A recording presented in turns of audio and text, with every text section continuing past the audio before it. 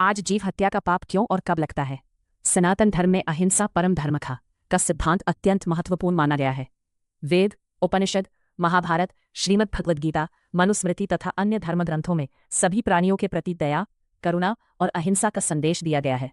प्रत्येक जीव में परमात्मा का अंश माना गया है, इसलिए किसी भी प्राणी को अनावश्यक कष्ट पहुंचाना या उसका जीवन समाप्त करना पाप माना गया है। जीव हत्या का पाप क्यों लगता है? धार्मिक मान्यताओं के अनुसार प्रत्येक जीव अपने पूर्व कर्मों के अनुसार जीवन प्राप्त करता है। जब कोई व्यक्ति बिना उचित कारण किसी जीव का वध करता है तो वह उस जीव के जीवन चक्र में हस्तक्षेप करता है। यह कर्म अहिंसा और दया के सिद्धांतों के विपरीत माना जाता है, इसलिए इसे पाप कर्म कहा गया है। कब लगता है जीव हत्या का पाप?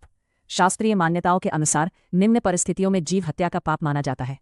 किसी निर्दोष जीव की जानबूझकर हत्या करना, क्रोध, द्वेष, मनोरंजन या लालच के कारण किसी प्राणी को मारना, बिना आवश्यकता किसी जीव को पीड़ा पहुंचाना, पशु पक्षियों या अन्य जीवों पर अत्याचार करना, स्वार्थवश हिंसा करना या दूसरों को हिंसा के लिए प्रेरित करना। किन परिस्थितियों में दृष्टिकोण भिन्न हो सकता है?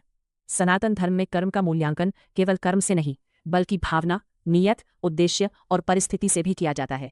इसलिए कुछ स्थितियों में सामान्य जीव हत्या का पाप उसी प्रकार नहीं माना जाता, जैसे आत्मरक्षा के लिए आवश्यक कार्य, निर्दोष लोगों की रक्षा हेतु किया गया धर्म सम्मत प्रयास, अनजाने में हुई ऐसी घटना जिसमें किसी को हानि पहुंचाने का उद्देश्य न हो।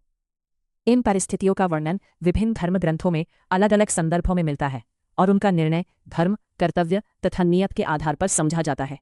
जीव हत्या के कर्मफल धार्मिक मान्यताओं के अनुसार हिंसा से नकारात्मक कर्मों का संचय होता है। मन की शांति और आध्यात्मिक उन्नति प्रभावित हो सकती है। भविष्य में कर्मफल के रूप में उसके परिणाम प्राप्त हो सकते हैं। दया और करुणा से किए गए कर्म पुण्य का कारण बनते हैं। पाप से बचने के उपाय: सभी जीवों के प्रति दया और करुणा का भाव रखें। अनावश्यक हिंसा से बचें।